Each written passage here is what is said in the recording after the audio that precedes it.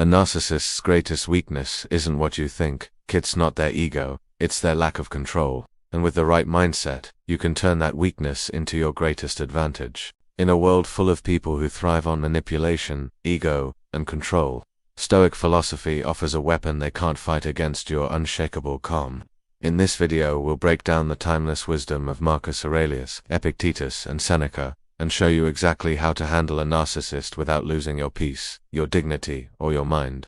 This isn't about fighting fire with fire, it's about using reason, patience, and clarity to win a game you never even have to play. A narcissist thrives on one thing: your reaction. The more you explain, defend, or try to prove yourself, the more power they gain. This is not because they're stronger than you, but because they operate in a world where your emotions are their weapons. If you argue, they twist your words. If you get angry, they use your anger against you. And if you try to seek validation from them, they withhold it to keep you hooked. The Stoics knew this dynamic long before the word narcissist existed. They understood that you cannot win a battle fought on someone else's terms. Instead, you must change the battlefield, entirely turning their manipulations into powerless noise. The first Stoic principle is simple: control the controllable. You cannot change their personality. You cannot make them see reason. You cannot convince them to treat you differently. But you can control your own mind, your own reactions, and your own boundaries. Marcus Aurelius wrote, "You have power over your mind, not outside events. Realize this, and you will find strength." A narcissist loses their grip when you no longer dance to their emotional tune. Second, do not seek fairness from the unfair. One of the biggest traps victims of narcissists fall into is expecting reciprocity, thinking that if they show kindness, it will eventually be returned. The Stoics would call this a false expectation, and false expectations lead to suffering. Instead, approach the narcissist as you would a dangerous animal, not with hate, but with caution. You don't expect a lion to stop hunting because you fed it once. You understand its nature and act accordingly. Third, master the art of non-reactive presence. A narcissist thrives on pulling you into emotional chaos, but when you answer their provocations with calm silence or short, neutral responses, you rob them of fuel. This is what modern psychology calls grey rocking, but the Stoics called it apatheia, freedom from destructive passions. It's not coldness, it's strategic self-control. When they try to draw you into drama, imagine yourself as a mountain. The wind may howl, the rain may fall, but the mountain stands unmoved. The fourth Stoic strategy is detach your self-worth from their approval. A narcissist's greatest weapon is the illusion that you need their validation to feel whole. They will praise you one moment and belittle you the next, keeping you in a constant state of emotional uncertainty. Epictetus warned against this when he said, "If you wish to be a writer, write. If you wish to be a philosopher, think." In other words, do the thing, become the thing, without waiting for permission from anyone. If your self-image comes from within, it cannot be taken from you. The fifth strategy is see through the performance. Narcissists are not just manipulative, they are often skilled actors, wearing masks designed to appeal to your empathy, guilt, or admiration.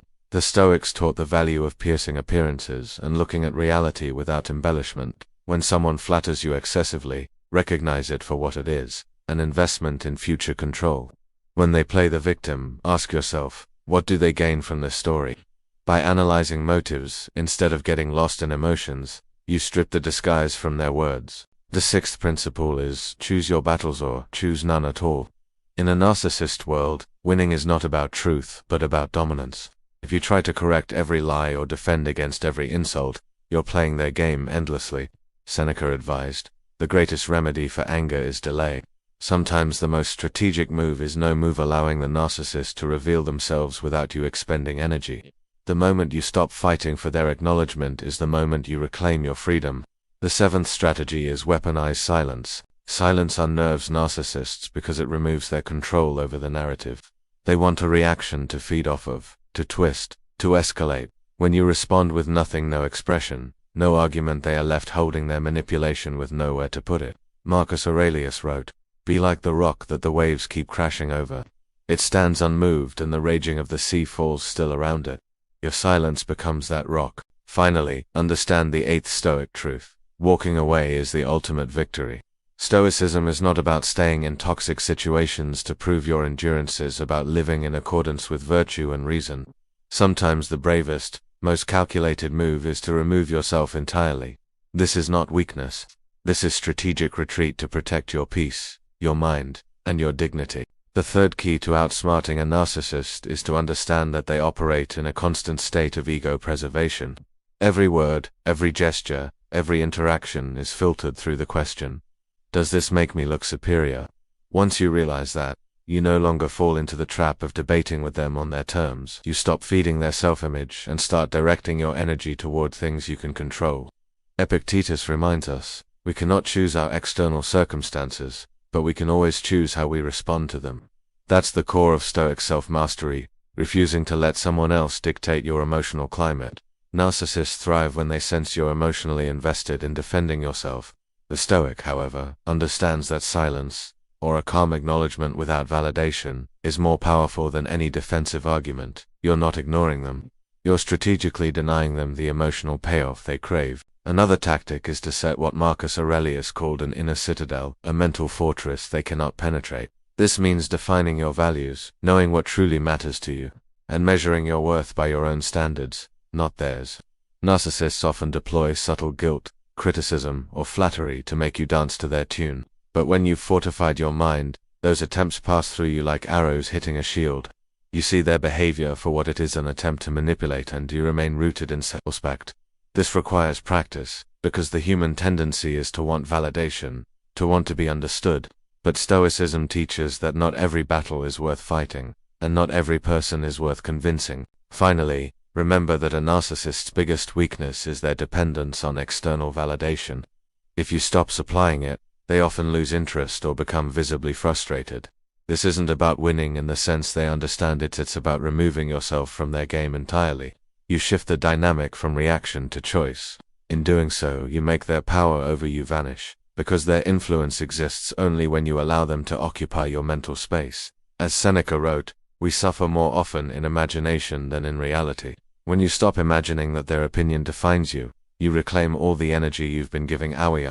That is the ultimate Stoic victory. The final step in outsmarting a narcissist is to play the long game, something most narcissists are incapable of doing because their mindset is rooted in short-term ego gratification. This is where Stoic patience becomes your hidden weapon. While they're busy chasing the next moment of validation, you're building consistency, self-control, and inner peace. Narcissists measure their victories by how quickly they can provoke or manipulate you. Stoics measure their victories by how rarely they allow others to disturb their tranquility. Over time, this difference in approach shifts the power dynamic entirely in your favor. One of the most effective Stoic strategies here is indifference to insult. Marcus Aurelius wrote, "Choose not to be harmed and you won't feel harmed. Don't feel harmed. Don't feel harmed and you haven't been." This doesn't mean you allow bad behavior. It means you strip the insult of its power by refusing to let it touch your sense of self. A narcissist may throw barbs, twist your words, or publicly try to embarrass you, but your response is deliberate, measured, and grounded. You speak only when necessary, and you choose words that are calm, factual, and impossible to twist against you. The less emotionally charged your presence, the more difficult you are to manipulate. Finally, Stoicism teaches the importance of detachment, not in the sense of coldness, but in the sense of clarity. You accept that you cannot change them, that their patterns of behavior are theirs to bear, not yours to fix. This frees you from the exhausting cycle of trying to manage their reactions. Instead, you direct your energy toward your own growth, your own purpose, and your own values. In this way, the narcissist is no longer a threat, but simply a passing character in the greater story of your life. And here lies the ultimate paradox: when you stop trying to beat them at their own game, you've already won. A narcissist will always try to control the narrative, but the moment you master your mind, they lose their grip on you. Remember, your peace is your greatest power. Protect it, and you've already won. Stay strong, stay wise, and live by the Stoic code.